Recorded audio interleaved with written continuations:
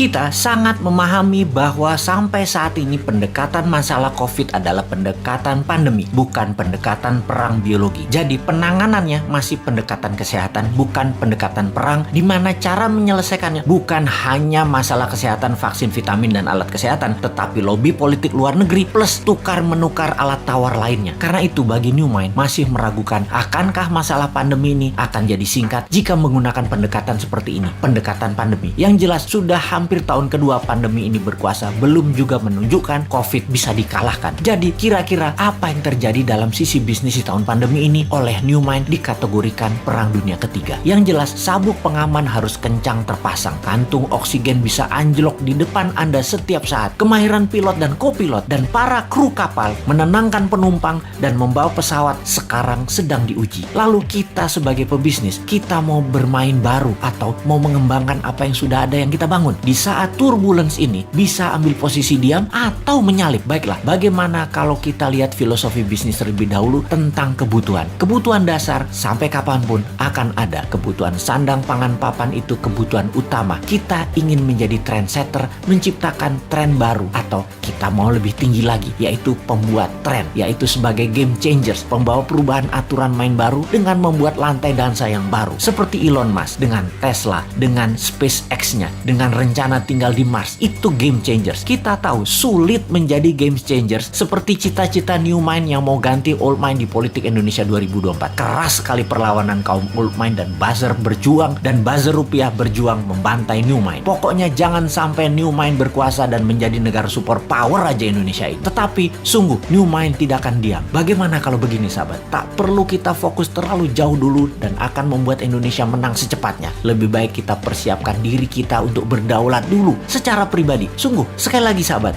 kita yakin dan meyakini bahwa New Mind pasti menang di 2024. Ini sebuah kepastian. Di tahun 2030 Indonesia 3 besar dunia. Ini kepastian. Di tahun 2045 Indonesia negara superpower. Itu suatu kepastian dengan syarat semua sahabat berdaulat secara ekonomi sekarang. Jadi saya sangat menyarankan dengan satu batu dua target kena, yaitu Anda pintar, Anda paham, Anda makmur, dan bisa membantu sesama. Sahabat, jika Anda membeli video narasi Bosman Sadar Kaya Advance atau Road to Billionaire atau keduanya, maka di masa pandemi ini Anda bisa belajar merubah mindset dan memiliki bekal ilmu baru untuk sarana sukses Anda. Dan tak kalah penting, keuntungan penjualannya adalah untuk rumah yatim Indonesia yang di masa pandemi ini berat perjuangannya kalau sendirian. Sahabat, terima kasih atas keputusan Anda untuk belajar, membeli, dan membantu sesama. Salam hormat dari kami.